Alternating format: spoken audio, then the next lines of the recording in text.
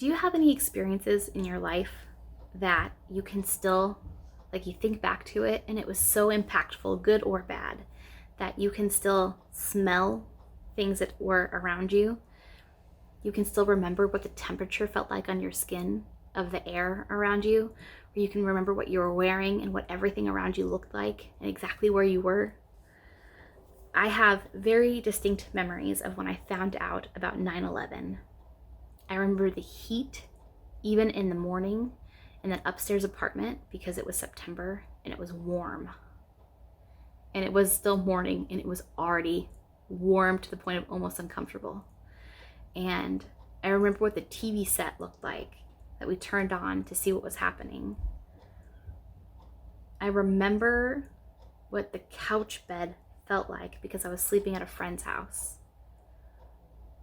I remember so much of that day. I remember the weird feeling of looking up in the sky and seeing no airplanes, in spite of the fact that there's like 3 airports that have planes that fly over where I live, and not seeing any.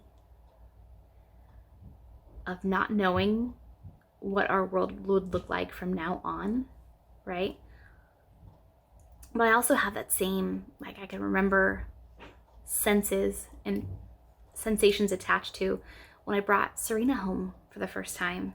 The joy and utter fear of bringing home your first child, and the weight of the responsibility of being 100% responsible for another human's life, and being like thrown into it with no previous experience. It's just all on the job training.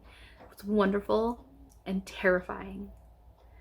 I remember walking up the driveway to our house because we did park on the street, but like the doctor had taken so long to discharge Serena, but I was discharged so much earlier that the pain medicine they had given me for my C-section had worn off, and I was literally hunched over at the waist walking up the driveway to my house. And I remember what I was wearing. I remember the smell, the antiseptic smell of the hospital, still like on our stuff.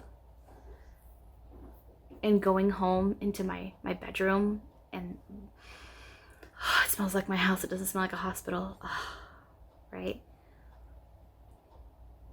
I wonder if Ezekiel and Daniel had the same sensations, that same visceral remembrance of the trauma of Judah being taken over by Babylon. I wonder that because I'm reading through those books right now, and I'm reading through it the lens of the trauma of 2020, of a pandemic, of things being ripped out from underneath us. Like, I haven't had my job normal since the beginning of March, and it's the end of July. But I still have a job, and some people don't, right? Like, my daughter's 18th birthday and graduation and all the end of her senior year stuff was all just like swept away.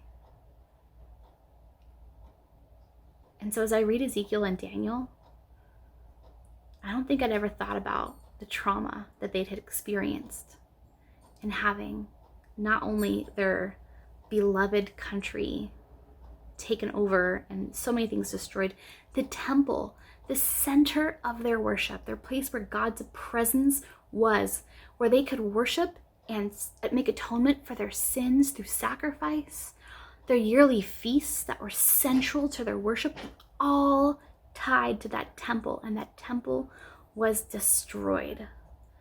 And then they were taken captive to the country that had destroyed theirs and probably killed their friends and family, and they were forced to live there. And this culture that wanted to assimilate them was trying to take away their identity as belonging to God. Like, Daniel had his name changed from Daniel, which means God is judge, to Belteshazzar, which is in reference to one of their pagan gods. What did it feel like for them? Could they remember the smell of the temple?